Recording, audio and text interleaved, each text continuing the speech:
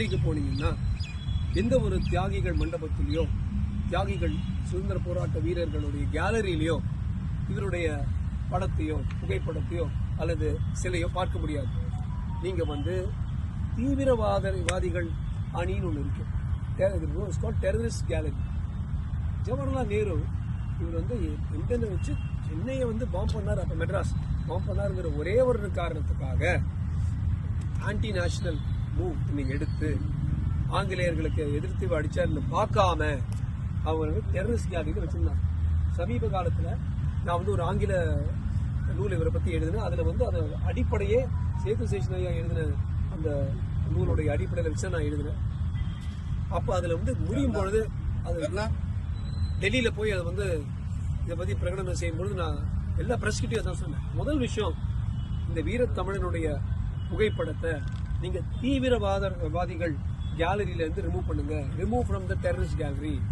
எனக்கு தெரிஞ்சு இன்னைக்கு வரைக்கும் அது செஞ்சதில்லை. அது என்னைக்கு எங்கே செய்ய போகிறாங்க நம்மளை பார்த்து கொண்டு போகிறோம்.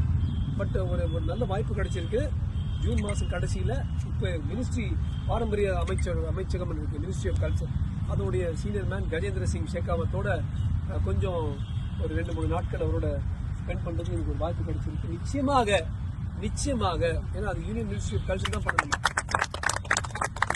சிலை வைக்க வேணும். ஆனால் தீவிரவாதிகள் அணியிலேருந்து எடுங்கிறது என்னுடைய முதல் வேண்டுகோள். நம்பர் 1. Number 2, international. நான் வந்து அவரை பற்றி படித்து பார்க்கும்பொழுது பல சுதந்திர வீரர்களை பற்றி நான் எழுதியிருக்கேன். நீங்கள் எல்லாரும் ஜூன் 15ஆம் தேதி மியூசிக் அகாடமியில் பாவு சிதம்பரம் பிள்ளை பற்றி நான் எழுதியிருக்கேன். அவர் கூட ரொம்ப பண்ணார். எனக்கு என்ன அழகுன்னா இவரும் இருக்காரு, இந்த பின்னாலே பாவு சிதம்பரம் பிள்ளையும் இருக்காரு. பிள்ளை செக்கெடுத்த செம்மல். எனக்கு என்ன சொல்றேன்னா, ஒரு சர்வதேச அளவில் ஒரு இன்டர்நேஷனல் ஃப்ரீடம் ஃபைட்டர்னா ரெண்டு பேர் தான். நம்பர் 1 அதை வந்து செம்பராமன் பிள்ளை, 2வது தான் நேதாஜி சுபாஷ் சந்திர போஸ். அந்த அளவுக்கு international freedom fighter for India only 1 man. ஏன் ஈராக்னா இப்ப கூட எங்க போய் மேப்ல ஈராக் காட்டுனா வரைபடத்தை யாரும் சொல்ல முடியாது. இவர் வந்து ஈராக், அதாவது மெசபடோமியால போய் அங்க வந்து இந்தியர்கள் வந்து ஆங்கிலேயர்களோட சேர்ந்து ஜெர்மானியர்களை எதிர்த்து தேவர் ஃபைட்டிங். இவர் பிளேன்ல போய் டிராப் பண்றாரு, நீங்க அது மாதிரி சண்டை போடாதீங்க, நமக்கு பிளையர்ஸ் பிட் நோட்டீஸ் மாதிரி போட்டு நீங்க வந்து ஆங்கிலேயர்களோட சேர்ந்து ஜெர்மனியை எதிர்த்து சண்டை போடாதீங்கன்னு ஈராக்ல இவர் போய் பிளையர் போடுறாரு. அதே மாதிரி சொல்லிட்டு போல ப்ரொவிஷனல் கவர்மெண்ட் ஆஃப் இந்தியான்னு முதல் முறை நாங்களே எங்களுக்கு ஒரு கவர்மெண்ட் ஃபார்ம் பண்ணுவோம், நீங்க எங்களுக்கு தேவையில்லை என்று சொன்னது 5-6 பேர். அமானுல்லா ஷா, ஜெம்பராவன் பிள்ளை ஐயா போன்ற ஆட்கள். அதுல வந்து இவரே எனக்கு பிரசிடென்ட் பிரைம் மினிஸ்டர் வேண்டாம், அவருக்கு அப்ப வயசு வந்து மகேந்திர பிரதாப் எம்பி சிங் பிரசிடென்டா இருந்தார்.